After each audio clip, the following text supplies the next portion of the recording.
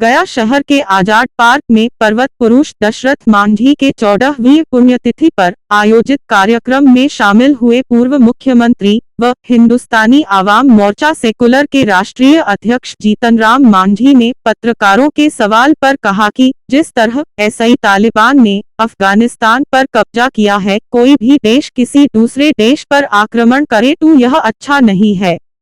जब वहां के राष्ट्रपति भारत आए हैं तो कहा है कि अगर हम वहां रहते तो काफी खून खराबा होता, इसलिए हम यहां आए हैं चूंकि वे शांतिप्रिय इंसान है।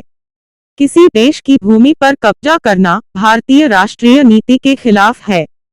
वहीं उन्होंने कहा कि भारत में आतंकी गतिविधियों में चीन भी सम्मिलित है, पाकिस्तान बाहरी शक्तियों का इस्तेमाल कर रही है।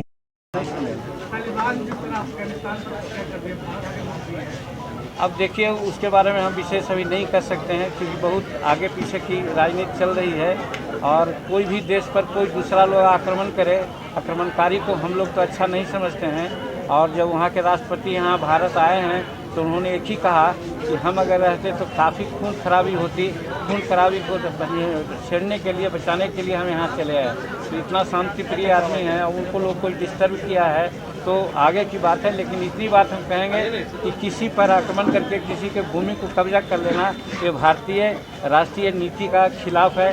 देखे होंगे आप लोग, बांग्लादेश बना, हमारे लोग जीत करके उनको दे दिए। उसी प्रकार से अन्य तरह की बातें चल रही है। तो हमारी संस्कृति यही है कि हम लोग किसी पर आक्रमण नहीं करते हैं। तो आज वो आक्रमण किया है तो इस चीज़ को हम अच्छा नहीं मानते हैं। मेरा व्यक्तिगत सुझाव है या विचार है।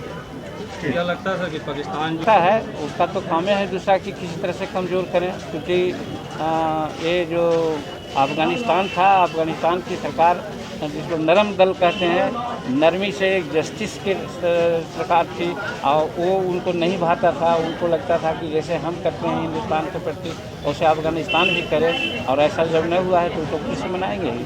क्या लगता है सर कि भारत में आतंकी गतिविधियाँ और भी बढ़ सकती है? अब ये हम नहीं कर सकते हैं, इस चीज़ को अंदाज़ा नहीं कर सकते हैं, लेकिन यहाँ ऑलरेडी जो है गतिविधियाँ है ही है और इसको कुछ लोग दे रहे हैं हवा। चीन भी इसमें सम्मिलित है। तो पाकिस्तान का तो कोई ऐसा है हश्र नहीं है, उसका कोई शक्ति नहीं है, लेकिन बाहरी शक्ति से वो कुछ ऐसा कर रहा है। और यहाँ पर सारी बातें हो रही है जहाँ तक उग्रवाद का है, आतंकवाद का, लेकिन हिंदुस्तान की सरकार अभी नरेंद्र मोदी जी के हाथ में है और हम समझते हैं किसी को कुछ नहीं बनेगा। यहाँ कितनों आतंकवादी बात करना चाहेंगे, सब लोग समेट में आ जाएंगे, सब अपना सीमा में आ जाएंगे और हिंदुस्तान में शांतिपूर्वक सरकार चलती रहेगी।